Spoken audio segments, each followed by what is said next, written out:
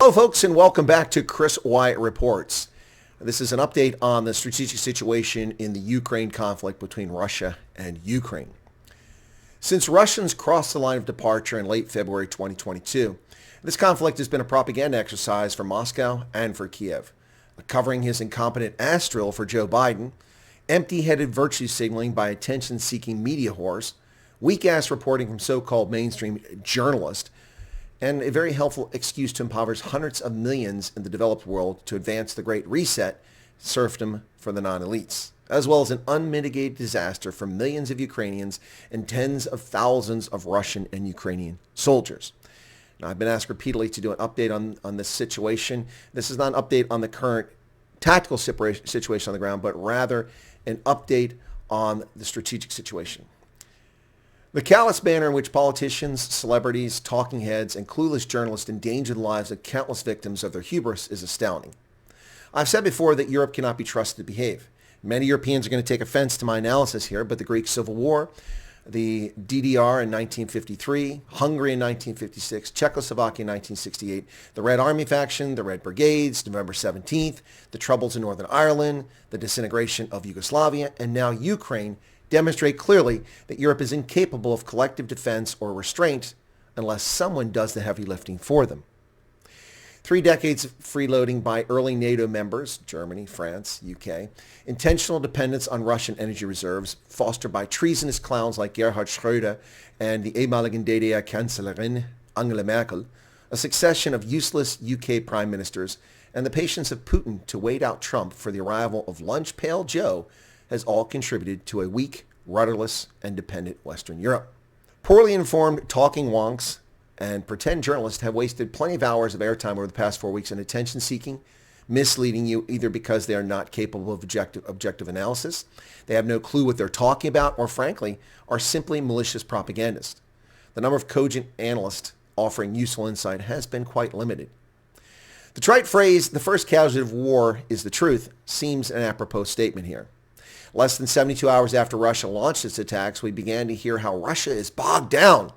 The valiant Ukrainians have held the line. A super Ukrainian pilot shot down dozens of Russian planes single-handedly. The evil Russians wiped out a courageous border guards on a remote Black Sea island who were told the Russians to get stuffed. That's a polite version of it. Ever notice how there are virtually no images or videos of destroyed Ukrainian military hardware? Seen in Ukrainian offensives? Why did the Ukrainians not wipe out the 30-mile-long stalled Russian convoy at the gates of Kiev? And what exactly is Putin's intent? Well, after 4 weeks, I now reaffirm some of my previous analysis and predictions, as well as go out on a limb for what comes next in this conflict. First, Putin did not invade Ukraine to prevent it from joining NATO. That's a red herring and a false pretext for an operation he has long intended to carry out, but delayed for 4 years owing to low energy prices, which prevented him from accruing resources, Trump's efforts to get NATO freeloaders to carry their share of the collective security burden, and his uncertainty over how Trump would react during those 4 years. Trump was a loose cannon, in Putin's view. Putin did not invade Ukraine owing to Nazism or the Azov Battalion. This is also a red herring, and it's a propaganda campaign intended to rally irredentist Russians in the near abroad and at home. Biden's inaction in March of 2021 when Russia moved 70,000 troops to the border with Ukraine, combined with Biden's history of cluelessness, no overt attempt to protect or aid Ukraine, the failed Biden propaganda campaign and subsequent surrender to terrorists in Afghanistan, inaction on coups in Myanmar, Mali, Guinea, Burkina Faso, Sudan, North Korean missile launches, and Chinese provocations around Taiwan convinced Putin that there will never be a better time or a more useless chief executive sitting in the White House. Now was the time to act. Ukraine is not a shining example of democracy or representative government. It's a corrupt system like many of its neighbors. But this doesn't justify a Russian invasion. Ukraine is loaded with ethnic Russians, many who prefer to be part of Russia, some who prefer to be part of Ukraine. Now, one cannot accept any video or photo images coming out of Ukraine on their face value. Critical thinking, analysis, and provenance are necessary. Both sides, plus Joe Biden and Boris Johnson, as well as Western media, are engaged in a distorted propaganda campaign to hoodwink you.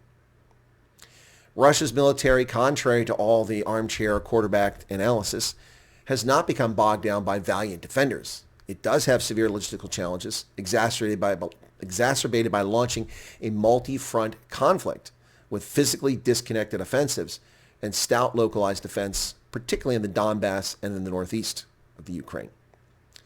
Contrary to poor analysis claiming Russia was stopped at the gates of Kiev, an operational pause, strategic decision-making in Moscow, and logistics challenges explain why Kiev remains free 1 month into the conflict. Now, Zelensky lacks the resources or ability to end the conflict on his own terms, and no one is coming to Kiev's rescue, despite all the inflammatory rhetoric from Joe Biden and NATO. That means he'll have to make concessions, which is something that Putin wants, or he's going to have to try to hang on in a war of attrition, which Russia can carry on far longer than the Ukraine.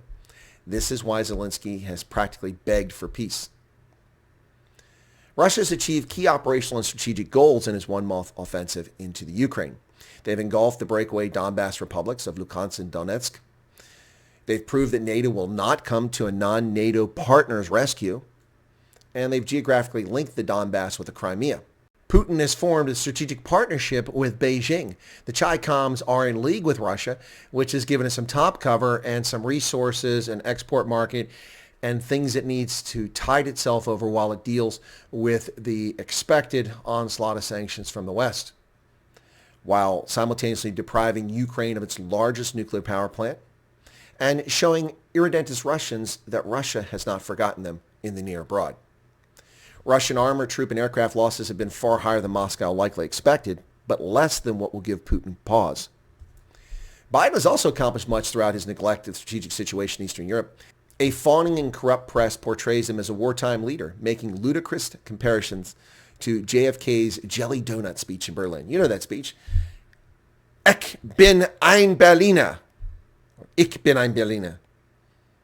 Did he just say he's a jelly donut? Yes, a Berliner is a jelly donut. In Germany, you don't use the article. It's just, ich bin Berliner. The hyperinflation born of uncontrolled deficit spending, uncertainty in the energy markets owing to Biden's jihad on American energy sector, and his poor macroeconomic decisions are all now Putin's fault.